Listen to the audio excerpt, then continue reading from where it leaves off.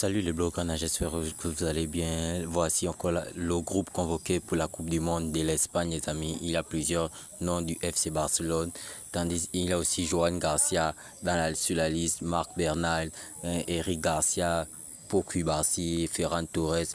Mais Lamine Yamal n'est pas à la liste parce que Lamine Yamal va manquer les deux premiers matchs de la Coupe du Monde parce qu'il est blessé et le staff du FC Barcelone ne veut pas prendre des... Selon Catalunya Radio, les amis, le FC Barcelone revient enfin à la règle du 1 sur 1, les gars.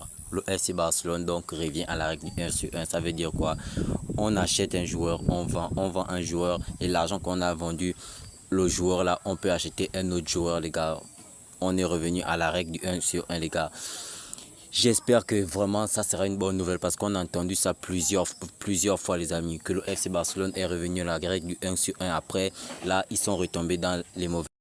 Selon Mundo Deportivo, les amis, Joao Pedro a demandé à Chelsea de lui laisser partir, les amis, au FC Barcelone, les amis, car ça peut lui changer vraiment sa carrière, les amis. Il peut passer un cap pour que sa carrière puisse encore évoluer. Et Joao Pedro vraiment a vraiment raison, les gars. Je ne veux pas dire qu'il n'est pas bon à Chelsea. Il est quand même bon à Chelsea, mais au FC Barcelone, il pourrait exploiter. Anti-Flick pourrait vraiment exploiter vraiment le vrai potentiel de Joao Pedro. Pour moi, vraiment, il a raison de demander à Chelsea de lui laisser partir. Dis-moi en commentaire qu'est-ce que vous en pensez. Selon la Cadena-Ser, les amis, l'Atlético de Madrid a enfin ouvert la porte, les amis, à un départ cet été de Julián Alvarez, les amis. Et le PSG vraiment bouscule vraiment pour recruter Julián Alvarez, les amis. Et le FC Barcelone aussi est sur la liste, les gars. Mais le joueur, vraiment, sa priorité, c'est de venir au FC Barcelone. Donc, si l'Atlético a ouvert déjà la porte, donc le FC Barcelone vraiment a quelques chances à recruter Julián Alvarez. Marcus Rashford, les gars, est prêt à baisser son salaire, les amis, pour avoir encore un contrat avec le FC Barcelone. Marcus Rashford veut rester au FC Barcelone, mais ce qui complique plutôt le dossier de Marcus Rashford, c'est Manchester United. Manchester United veut vraiment que le FC Barcelone paye 30 millions d'euros pour laisser partir Marcus Rashford, mais le FC Barcelone ne veut pas payer ces 30 millions.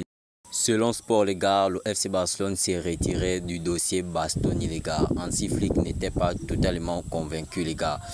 Pour moi, le dossier Bastoni, moi, j'étais pas aussi chaud sur ce dossier, mais Bastoni, c'est un très grand défenseur, mais le FC Barcelone, vraiment, assez compliqué. Ils n'ont pas assez d'argent. Donc, pour moi, vraiment, le dossier Bastoni, vraiment, c'était compliqué et le FC Barcelone, vraiment, j'espère même pas qu'on peut le recruter. Selon le journaliste Matteo Merito, les gars, le FC Barcelone aurait proposé Ferran Torres, Marc Casado et Hector Fort à plusieurs clubs, les amis, durant cette semaine, les gars. Pour moi, on sait tous, les amis, que Marc Casado, vraiment, c'est vraiment difficile qu'il va rester au FC Barcelone. Pour Hector Fort aussi encore, pour moi, pour Hector Fort, je ne le vois pas encore rester au FC Barcelone, à part si vraiment Antifique demande qu'il reste au FC Barcelone. Mais celui qui pourrait vraiment rester au FC Barcelone encore, c'est Ferran Torres. On a vu la saison de Ferran Torres. Je ne vois pas le FC Barcelone.